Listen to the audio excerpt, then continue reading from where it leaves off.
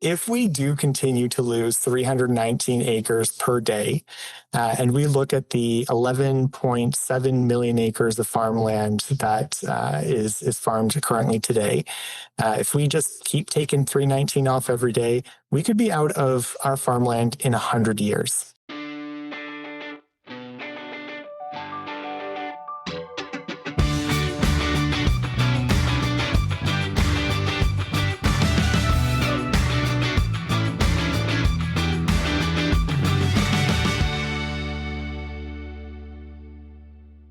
Across the Village Media Network and wherever you get your favorite podcasts, welcome back to a Closer Look on this Sunday, the 26th day of April. Good to see you. I know April flew by. I know. Where did it go? It's nuts. crazy. It's nuts. Zach is back in the room, as always. A busy week in the ledge, as they say. I'm a big Elton John fan, and if I was writing a song, I'd probably pen it Dougie and His Jet. Dougie and the Jets. Yes, Dougie and his Jets. $29.8 million. In the time since we were last here, he bought it and sold it. Yes. We think he sold it. He's trying to sell it. He said he sold it. He said he sold it. He said he sold it. Okay. It's one of those lines I wish I wrote Gravy Plane. Whoever came up with the Gravy Plane is the greatest. Because what made this so controversial is that, Doug Ford, his brother, the late Rob Ford, yes, their whole thing was we will cut down on wasteful spending. We will not blow your money. We respect the taxpayer. And this just went against that narrative in every possible way. Well, whether you want to dig down whether it would have been worthwhile for the Ontario Premier to have a jet or not, it just went against the Ford brand, right? Yeah, here's what I don't get. Now, the Premier in his defense says he's terrified of flying. But if you're terrified of flying, would it not stand to reason that you would want to be in the biggest plane possible, i.e. flying commercial? Yes. Yeah. Versus, a 12-seat PJ? It's a good question. I think if you're legitimately afraid of flying, it probably doesn't matter. But it's interesting. He also said he was terrified of Northern Ontario highways back in the day. Remember that one? Yeah, he was quick to fix those, wasn't he? Yeah, those got fixed pretty quickly. The good news is if you want to file an FOI request for cabinet ministers' documents or political staffers and their opinions on this, you won't be able to do that because as of Thursday, that law rammed through with the budget bill. We've talked about a lot on this show about how this is going to limit a lot of the FOI requests that typically go through government. So this exempts records from the Premier's office, cabinet minister's office, political staffers, and it's retroactive. So all kinds of FOI requests, including from our team at the Trillium that they've been working on in some cases for years, are gone, including a lot of work they've been doing on the Skills Development Fund. The other high-profile one, of course, is Global News' fight for Doug Ford's cell phone records is now dead. We're exploring a lot of options and thinking about a lot of different things, so we're hoping this issue isn't dead. But yeah, it's amazing when you do a weekly show how a lot of things can change from Sunday to Sunday. Wow, from FOI to Dougie and his jet, the hits just keep on rolling. And let's talk about this week's program, a very important topic. And you raised a good point that we talked about off camera. Not a lot of people talk about this. We're certainly going to today, but that farm-to-table process and what's happening in that industry right now. Yeah, and the fact that we're losing so much prime farmland. Yes. I hope that by the time we come on next Sunday, we haven't lost all Ontario's farmland. But yes, I think the number is 319 or 320 acres a day that the prime Ontario farmland is being lost. And it's an issue that, when I think about it, it's been out there for a long time. People who are farmers, people who advocate for farmers have been saying this. This is a problem, that there's too much development, that we're losing not just farmland, but prime farmland, like the best possible farmland. And so sticking with the Ford government, they made an announcement this week as well. A couple things. They're going to limit foreign ownership of Ontario farmland. Right. And they're going to help open up the Clay Belt, which is in Northern Ontario, some farmland up there to sort of increase our capacity to farm. But there's a lot of more issues at play here too, right? And foreign ownership, when you speak to experts, is not really a concern. No. It's a small small amount of farmland. It's really the bigger concern is the loss of farmland and the rising prices of farmland and developers getting their fingers in this farmland as well. So we're going to kind of explore all those issues today because the bottom line is we all eat. And and this raises a lot of questions about food sovereignty in this province and our ability to make do for ourselves, to grow our own food. So we have a great guest. Who's coming on today? Martin Stradoff, the Executive Director of the Ontario Farmland Trust. Today on Closer Look, we're talking about something most people don't think about until it's too late. Farmland. Ontario is floating new rules to limit foreign ownership of agricultural land and expand farming into the north. It's being framed as a push for food independence, But critics say it's missing the real crisis, the continuous loss of prime farmland across the province. Martin Stradoff is the executive director of the Ontario Farmland Trust, and he's our guest this week on Closer Look. Martin, welcome to the program. We appreciate your time. Thank you so much for having me. All right, Martin, let's set the table here, so to speak, and tell our audience, what is it that the Ontario Farmland Trust does? What's your mission? So the Ontario Farmland Trust, or OFT, as I'm going to refer to it throughout today's session. So our mission is to protect and preserve Ontario's farmland. And the purpose of that is to protect it for both current and future generations. So we are able to maintain the same type of food production and food quality that we've been able to, have today for our generations and for future generations. All right, good stuff. That's a great definition. Okay, before we talk about the biggest concern, the ongoing loss of farmland here in the province of Ontario, let's dig into the Ford government's announcement this week. It wants to limit foreign ownership of farmland and is planning to unlock arable northern soil for food production, all in an effort to boost food sovereignty. What is your reaction to those two announcements? Yeah, so I'll start with the investment into the northern agricultural land and specifically the clay belt that they were referencing. Mm-hmm. It's fantastic to see that we're going to see some investments and progress being made to open up more of the clay belt for agricultural production. About 90% of the land up there is Crown-owned land, so that can really open the door for some really great opportunities for northern agriculture. There's a lot of really great agriculture taking place up there already, but it's not without its challenges and its struggles. So to see some investment going on will be a very welcomed announcement that we saw. On the foreign ownership piece and limiting that, it's a bit of an interesting take on what some of the challenges are in terms of us being able to protect farmland for Ontario's food sovereignty. There's very little data that really backs up saying that foreign ownership is a significant threat by any means to Ontario's farmland. And there was some research done, almost a decade ago that would indicate that maybe about 1% of Ontario's farmland is owned by foreign entities. So whether or not that creates any sort of threat to Ontario's farmland may be out for debate. I would venture a guess to say that the ownership of farmland by land speculators and developers is much higher, and leads to a much bigger risk of Ontario's farmland. So where did this come from then? If it's only 1%, what's this big push then by the government to do this? Oh, that's going to be a question for the government. I'm not entirely sure exactly. Oh, we'd like to hear you, but I'm sure you have some thoughts on why they're doing it. Yeah, well, at the very least, I'll interpret this as the government, at least waking up to the issue of farmland protection and that it needs to be done. When I first saw the headline about wanting to protect Ontario's farmland, I was like, this is going to be some great legislation, and we're really excited to see what's in it. But it really does fall short on some of the significant challenges that we're seeing in Ontario agriculture when it comes to farmland protection and other issues like the rising cost of farmland as well, right? Which is really pricing out either farmers being able to expand their operation or new and young farmers being able to afford to get into agriculture. So I think there's a lot bigger pressing matters at hand. At least in this regard, they've signaled that farmland needs some protection, but we need a different approach, I would say. Mm-hmm. Can we stick to that since you mentioned the rising prices? What's driving this price surge in farmland? Yeah, so there's also a lot of different factors that are going to contribute to that, right? Of course, there is, starting at the farm level, the reality of economy of scale, right? Mm-hmm. Farms need to get larger in order to remain competitive and remain viable.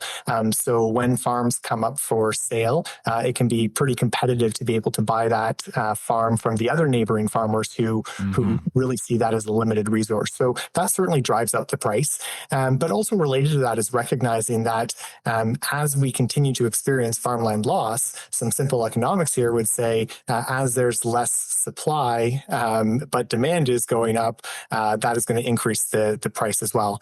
And so when we see that there's less supply from the farmers, perhaps, for instance, we would have land speculators or developers also buying up farmland that they'd be willing to, of course, sit on, but the intent long term is that they're going to develop on that someday. That means in the interim, before it's developed, it might still be available to a farmer for them to be able to rent from the land speculator, but ultimately that land is likely going to be lost in the near future. Martin, even people who don't spend a lot of time thinking about food production in Ontario, they've probably heard that the amount of prime farmland here is constantly shrinking. In fact, I've read that it's approximately 320 acres a day. Is that an accurate figure? Yeah, so it's one of the best figures that we have. And we definitely need more research to investigate that number specifically. But that number comes from the Census of Agricultural data. And so every 5 years, the agricultural census takes place, and we look at the rate in which farmland loss has changed from that 5-year time period. And over that 5-year time period, on average, we're losing about 320 acres per day. And so what we don't know, though, is what's the quality of that farmland that we are losing, right? As some of our best farmland, class 1, 2, and 3, is in the areas in which we have the fastest growing urban centers. So within the GTA and London as well is a big growing city right now.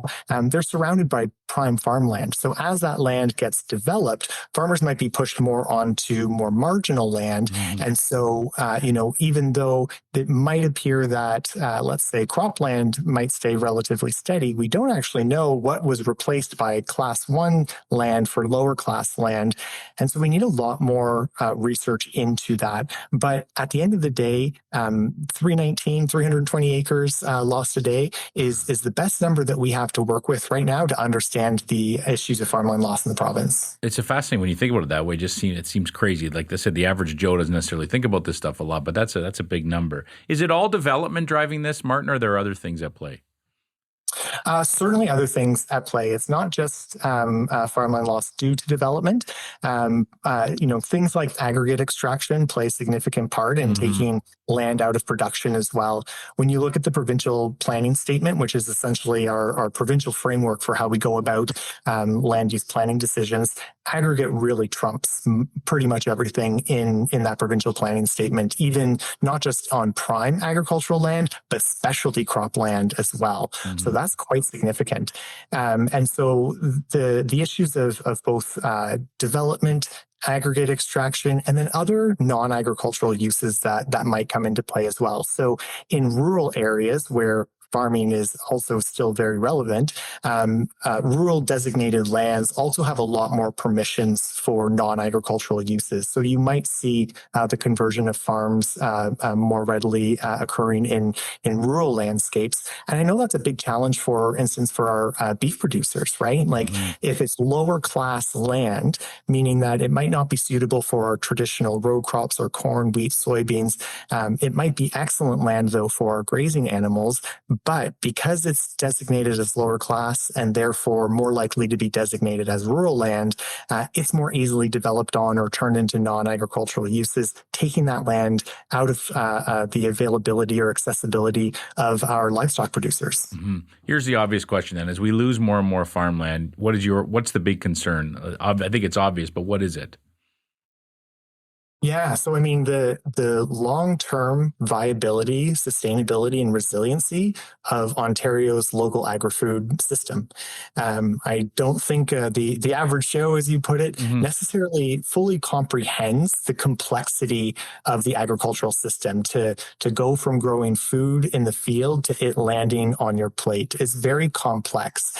And so when we just lose a farm here or there, some people might shrug and say, oh, it's a farm loss. lost. But that farm is a part of an interconnected agricultural system. And as you chip away at that system, it's a little bit like death by 1,000 cuts, right? And, that farm that's no longer there now means that that's one less business that an agri-food support business like a veterinary service or a feed mill, they have one less client. Well, if that happens enough times, then that support business can no longer remain viable. And then if that shuts down, then all the other farms that were relying on it now have a harder time being able to access the inputs and resources that they need to continue their operation. So it's this domino effect that's very, delicate, and we need to make sure that it remains protected. Yeah. How far along are we in the dominoes or the death by 1,000 cuts, as you said? I mean, how bad are we? Well, I mean, a little bit of a bleak number for you is if we do continue to lose 319 acres per day, and we look at the 11.7 million acres of farmland that is farmed currently today, if we just keep taking 319 off every day, we could be out of our farmland in 100 years. Wow.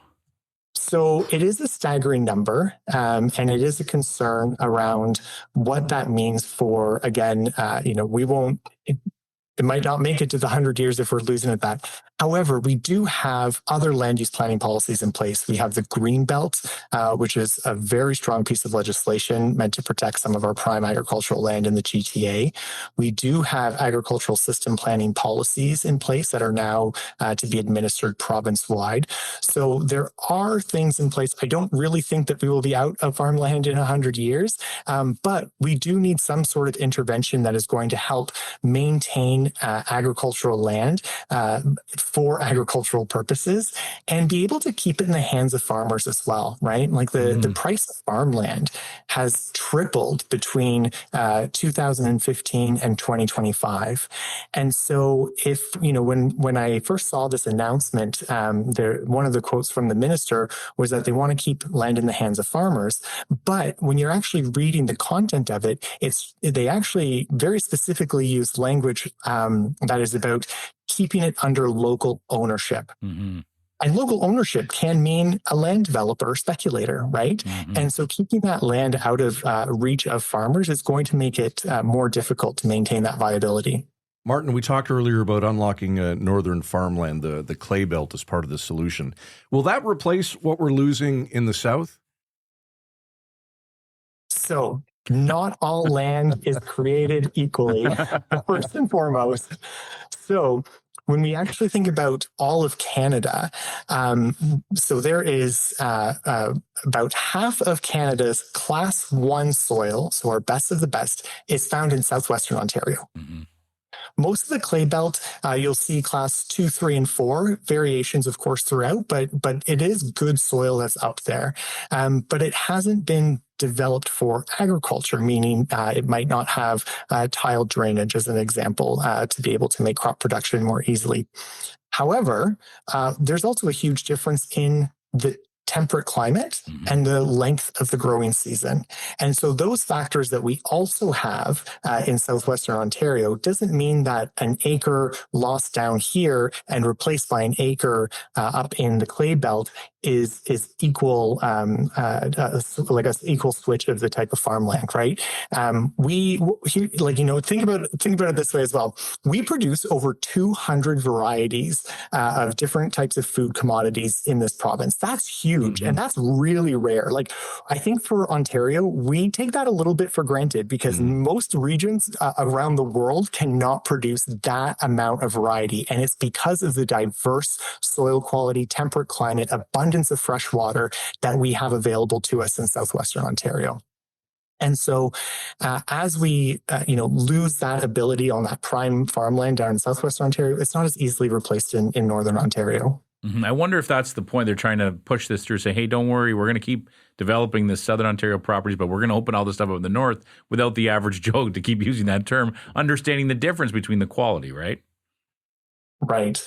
And so I grew up on a dairy farm in Eastern Ontario, in Arnprior, just outside of Ottawa, right on the edge of the Canadian Shield. And I spent a lot of my childhood picking rocks.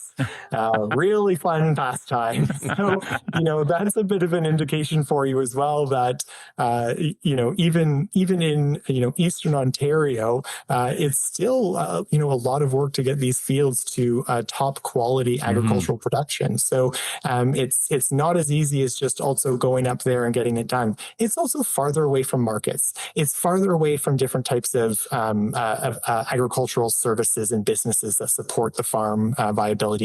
And the harder you make that from a distance perspective, the less viable that farm business now is, right? And it becomes that much more challenging to get food to market and to get the types of equipment or, supplies and repair parts that you need to keep your operation going. Yeah, well, if you spent your childhood picking rocks, it prepared you to sit here for this interview for a few minutes. So you're prepared to deal with pain, which is great. But what you mentioned is super important, right? And the cost of everything is going up with what's happening in the world right now. Fuel costs, for example, all those things. How is what's happening in the world in the last few months impacting farmers, Martin? Certainly when we see the substantial increase in the cost of fertilizers, that is something that is quite substantial. So the input costs are just absolutely skyrocketing for farmers at this point. And that's just going to make it that much harder again to break even at the end of the year. And that's if all the conditions are even great, right? Like what happens if we have a drought this summer or there's other types of, or flooding or any other type of weather event that's going to negatively impact our crop production. And so now we're having these pressures where farmers are going to have to make some hard choices as to the amount of money that they're investing in things like these fertilizers that are going to impact their yields. But there's all these other factors that are also going to contribute to that as well. Sure. I always like to remind people that agriculture is low profit margin, high risk, right? Yeah. That's not easy to go from year to year on maintaining the agricultural operation. That's a great point. I appreciate you reminding people of that. I do want to ask you about the Greenbelt scandal. Is that something your organization followed closely, and are you watching to see the review that we're still waiting for? Absolutely. We were very, very engaged in what was happening when that scandal first broke out. And it was really concerning to see the willingness to, remove really important protections on some of our best farmland in southwestern Ontario. And so we are eagerly awaiting the Greenbelt review. And quite frankly, we hope that that's an opportunity for us to recognize that more can actually be done in this part of the province to expand those types of protections that the Greenbelt affords our agricultural landscapes. I appreciate that. For those who are watching on the screen and not listening, there's a beautiful background behind you. What are we looking at behind you?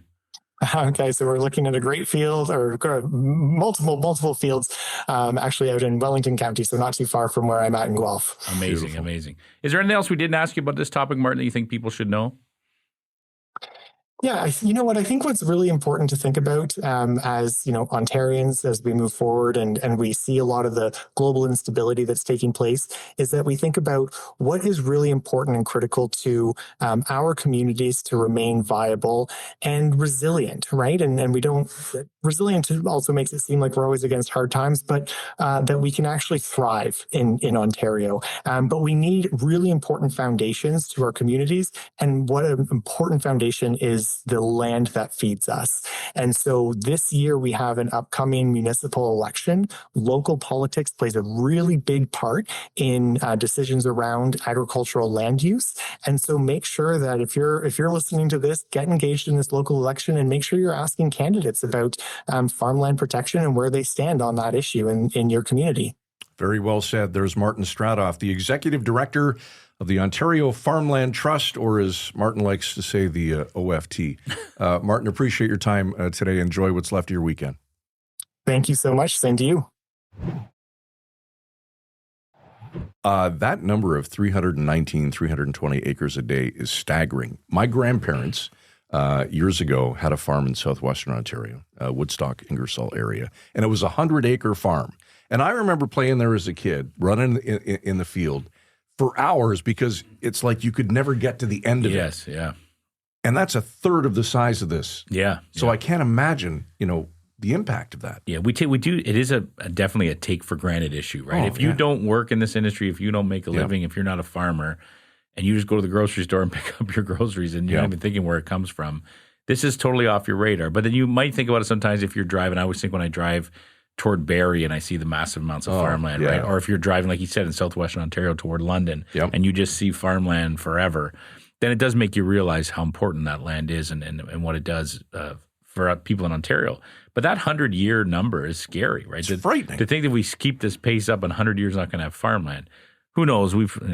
Who knows what's going to happen in 100 years? There's so many things stacked up against us, but that's definitely a scary thought. The one thing we do know, you and I will not be sitting here. No. But for the next generation, that's right. It could be frightening. But I guess our podcast will always be available in archives somewhere. It will live on forever. I'm sure it'd be right up there. Not sure if we'd call it legacy worthy, but you'll be able to find it. I don't want to say it was like he said, picking rocks out of the field. Yeah, he probably had more fun doing that than the 20 minutes he just spent with us. Okay, that's it for us for this week. Closer look at villagemedia.ca. Reach out. We'd like to hear from you. Love to hear from you, in fact, as always. And remember, given the new format, you can still sign up at closerlookpodcast.ca, and we'll send you content from time to time. So make sure you do that. For Zach Trunzo, executive producer of this week's program, and Michael Friscolanti, our editor-in-chief here at Village Media, I'm Scott Sexsmith. Thanks for watching. Have a great week. We'll see you next Sunday. Briscoe & Scott's wardrobe provided in part by Moore's Clothing for Men.